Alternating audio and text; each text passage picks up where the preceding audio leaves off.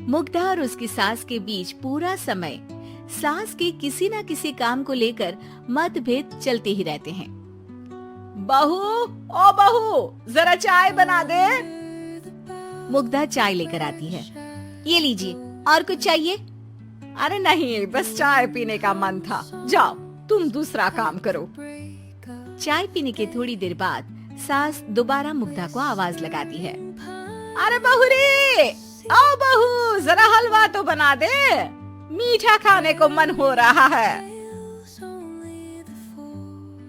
इसी तरह मुग्धा की सास पूरा समय कोई ना कोई काम बताकर उसे रसोई से बाहर तक निकलने नहीं देती।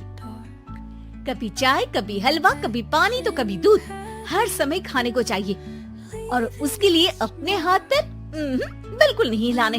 परेशान किया हुआ है इन्होंने। सास की जबरदस्ती परेशान करने की आदतों से दुखी मुग्धा एक शाम सचिन के साथ अपने कमरे में बैठी हुई बात कर रही होती है। सुनो जी, मम्मी जी की ये जानबूझकर मुझे परेशान करने की फरमाइशों से मैं बहुत फ्रस्ट्रेट हो चुकी हूँ। पूरे दिन में एक सेकंड का आराम नहीं मिलता। रसोई से बाहर कदम रखती नहीं कि बहू ये बना दे, बहू री वो बना दे। अरे इनकी फरमाइशें चलती ही रहती है। अरे मुग्धा, माँ खाने की शौकीन है पर उम्र हो चली है, खुद खाना नहीं बना सकती, इसलिए तुमसे बोलती है। अरे तो शौक भी उम्र देख कर रखने चाहिए ना। समझ में नहीं आता, हर समय फेविकॉल का जोड़ लगाए सोफे से चिपके बैठी रहती है। इतना सब डाइजेस्ट कैसे हो जाता है उन्हें? अरे तुम मेरी माँ से इतनी नफरत कैसे कर सकती हो? मैं उनसे नफरत नहीं करती जी, बस परेशान हूँ। जहाँ मुग्धा अपने पति से ये सब बोल रही होती है, वहीं उसकी सास भी कमरे के बाहर दरवाजे से कान लगाए सारी बातें सुन रही होती है और अगली दोपहर रसोई में मुग्धा के पास जाती है। बहू, आज ना मेरा कुछ मसालेदार खाने का मन है। तो चाय बना दूं? मुझे बहुत पसंद है।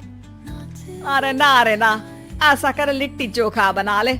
और हाँ, जितना मसाला बातों में मिलाकर पति को सुनाती हो ना, सब्जी में भी वैसे ही डाला करो, खाना स्वादिष्ट बनेगा।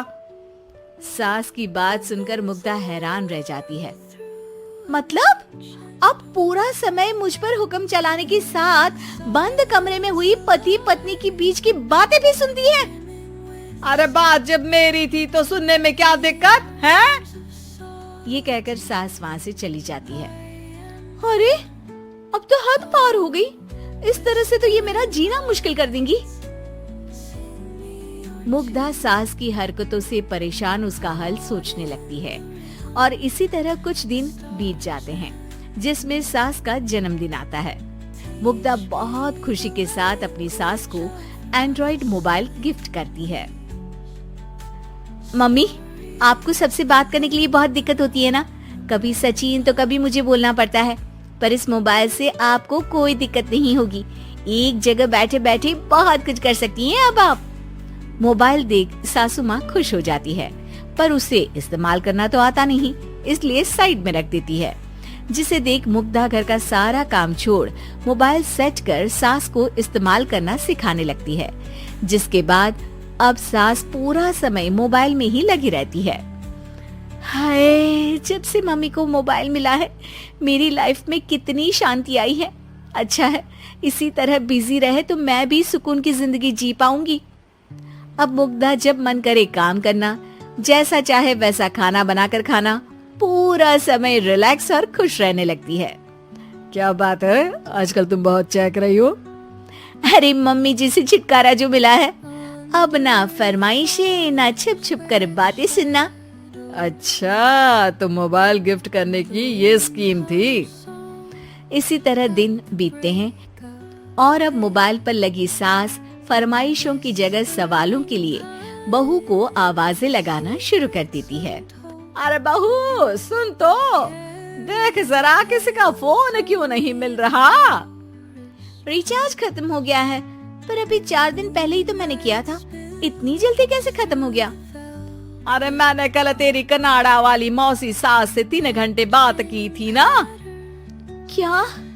इतना महंगा तो मोबाइल भी नहीं आया जितना महंगा इसका रिचार्ज पड़ रहा है। इसके बाद तो जैसे मुग्धा के दिन के 24 घंटे में से 20 घंटे सास के पास उनके मोबाइल रिलेटेड प्रॉब्लम सॉल्व करने की ड्यूटी ही बन जाती है। अरे मुग्धा, ये मोबाइल में अचानक तेरी मौसी सास की शक्ल क्यों दिखने लगी? और ये तो हिल भी रही है। मम्मी, ये गूगल डुओ का वीडियो कॉल है। इसमें आप बात करने के साथ एक दूसरे की शक्ल भी देख सकती हो। अच्छा, ये तूने मुझे पहले क्यों नहीं बताया? अब बताने के लिए पहले नहीं बताया। इसी बीच सचिन भी वहाँ आ जाता है और सास अपनी वीडियो कॉल में बिजी हो जाती है। क्यों, सास बहू में क्या गपशप चल रही है? इसे गपशप नहीं, दिमाग का दही होना बोलते हैं। पर तुम तो मम्मी को मोबाइल देकर बहुत खुश थी, फिर क्या हुआ?